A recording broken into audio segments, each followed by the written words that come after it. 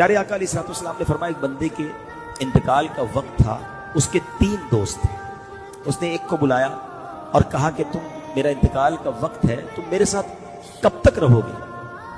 तो उस शख्स ने कहा कि मैं बस आपकी रूह निकलेगी और मैं अलग हो जाऊंगा आपसे, आप इधर इंतकाल फरमाएंगे और मैं आपसे दूर हो जाऊंगा। दूसरा शख्स दूसरे दोस्त को बुलाया कि तुम मेरे साथ कब तक रहोगे?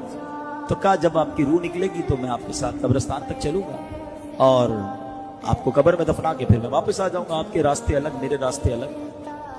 तीसरा दोस्त था, उसको बुलाया उस मरने वाले शख्स ने कि तुम मेरे साथ क्या करोगे, मेरा इंतकाल का वक्त करीब है। कहा मैं तो आपके साथ कब्र के अंदर भी जाऊंगा और कब्र में आपको राहत पहुंचाऊंगा, आपको अजाब आने लगा तो मैं रोक बनूंगा।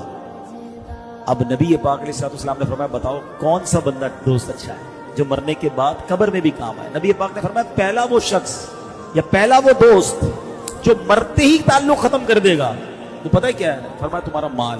दूसरा दोस्त जो कब्रिस्तान तक तो साथ आएगा, फरमाया वो तुम्हारे घर वाले हैं। गुस्ल, तदफीन, जनाजा, इसमें शिरकत कर लेंगे, कुछ देर तक तुम्हारा, कुछ दिनों तक तुम्हारा जिक्र कर लेंगे, मगर फिर वो भी जिंदगी में मसरूफ हो जाएंगे। किसी और की बात क्यों करते हो, अपनी कर लेते हैं ना, किसी और को छोड़ो। मेरे वालिद वालदा का, आपके बाप में से कईयों के वालिद का, वालदा का, दादा दादी का, नाना नानी का इंतकाल हुआ। वो बड़े दिन बड़े तकलीफ में गुजरे। अब कहां याद आती है? कितनों को याद आती है? कब कब याद आती है? हम, मैं और आप भी भूली बिसरी दास्तान हो जाएंगे। 2, 4, 6 दिन, 10 दिन को ज्यादा मशहूर आदमी हुआ तो साल 2 साल, बस फिर खत्म जनाब, दुनिया रुकती नहीं किसी के लिए। फरमाया दूसरा दोस्त कहा वो तुम्हारे घर वाले हैं। और नबी पाक ने फरमाया वो तीसरा दोस्त जो तुम्हारे साथ कब्र में भी जाएगा ना, तुम्हें अजाब से बचाएगा, वो तुम्हारे आमाल हैं।